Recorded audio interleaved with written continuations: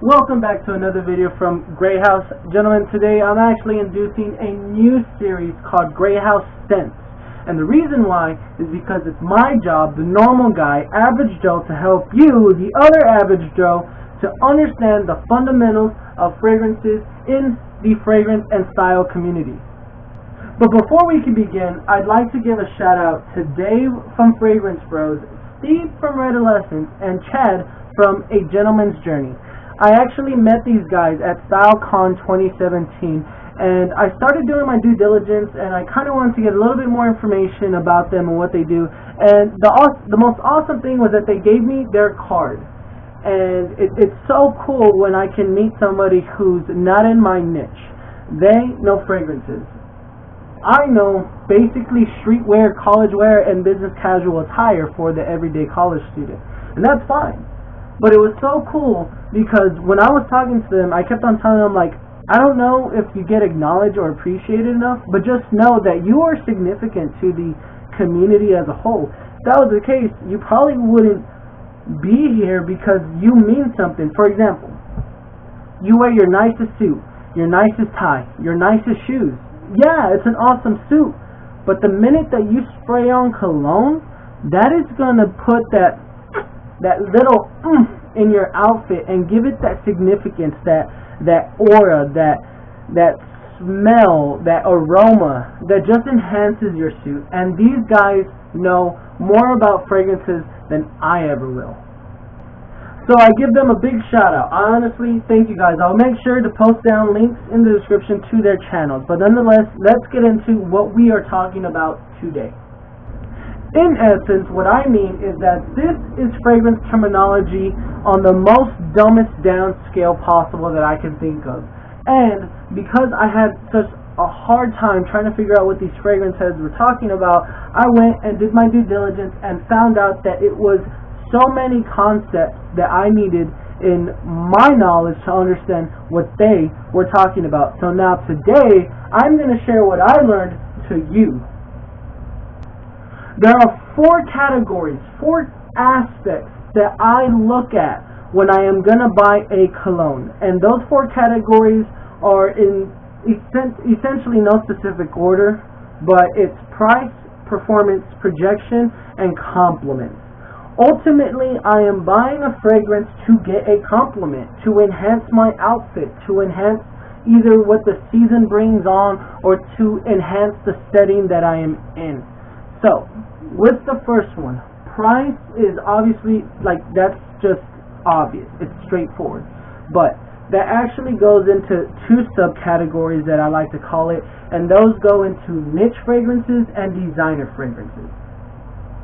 So, with niche fragrances are what I like to call your expensive fragrances. So for these fragrance heads that's all they like to do is collect fragrances, you're spending more, approximately $120 for a brand that you never heard of. So Creed, Amouage, I believe Molecule, and I think Bond number 9, I believe. I don't know much about them because I don't have any niche fragrances, because I have much more things to invest my money into than just a cologne. And that's all due respect to you who are fragrance reviews. But on the other hand, designer fragrances are actually your most common. Your Dolce & Gabbanas, Hugo Boss, Acqua di Gio, Perry Ellis, Armani's, you name it, stuff that you hear of. And you're approximately going to pay less than $120. But why are you paying so much for a cologne? Conceivably, you're paying for the contents of the juice.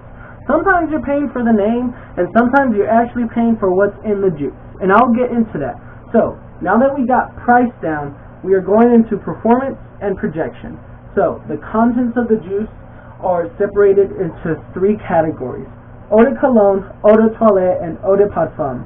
And basically, the more you spend on a cologne, the higher the juice is going to be. So, performance means how long does it last. Projection means how far do you need to be at a distance to smell my cologne. Or does it leave a sillage or sillage, a scent trail.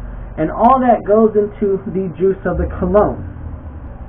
So, with that being said, how do you categorize each type of fragrance? Well, that's what we're discussing today.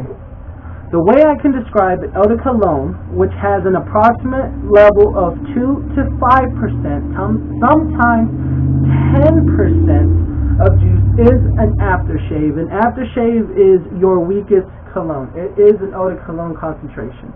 These are what I like to call your cheap, weak colognes. It's just there for, it's basically, you make your show and that's it.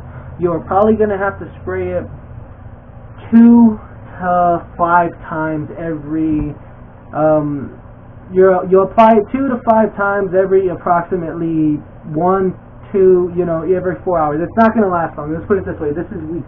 That's it. It's plain and simple. It's a weak scent.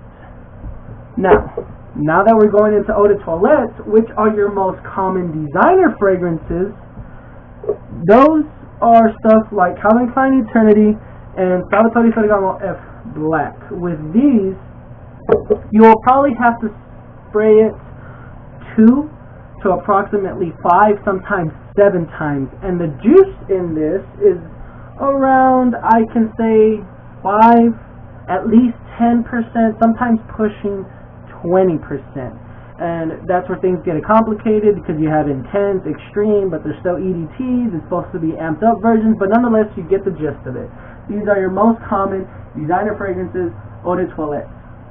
But now we're getting into your niche fragrances or your high-end designer fragrances. With your high-end designer fragrances, you're pushing that 120 mark, as I like to say, but you're also paying for a much better concentrated version of cologne. This one is Bentley Intense for men. The concentration is at least 20 to sometimes pushing 40%. Believe anything beyond 40% concentration, you won't be able to spray the juice out of the bottle because I think you end up getting pure extract. But nonetheless, that is price, performance, projection. So now that we got the 3 categories up, out, and over done with, price, performance, projection, spillage, scent trail, you name it. Now we need to get to the stuff that really matters when you buy cologne. Should you spend $200, $300, $400 on a cologne? I don't think so, but if that's what you want to do, that's fine. But you always want to sample out what it's going to smell like. Don't just invest into it. It's like blind buying a car. Just buy a car because you like the look of it, as opposed to you don't even know how it drives. That's the way it works. So it's all about everything's situational with the fragrance.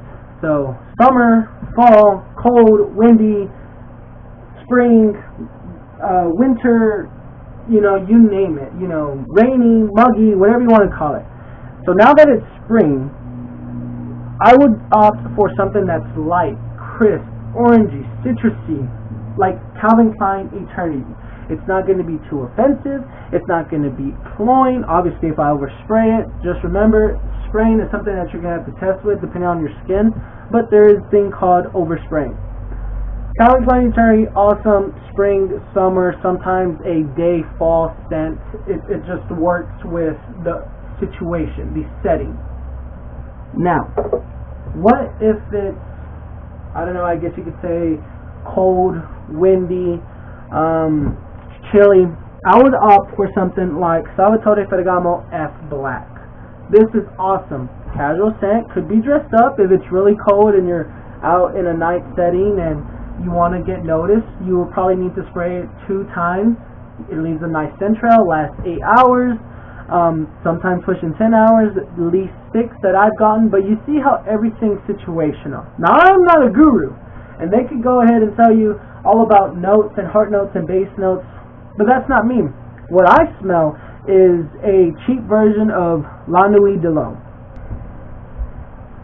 But anyway, that's all I have for today. So, go ahead and leave a comment down in the comment section. By all means, let me know if you like it. If you dislike it, let me know. If I can point you to someone in the right direction, please ask me. You have my email, you have my Twitter, Instagram, Facebook, @GrayHouseStyle. Don't forget to follow me. Remember, keep it simple but significant. But see that ass one more time, and I got this soul.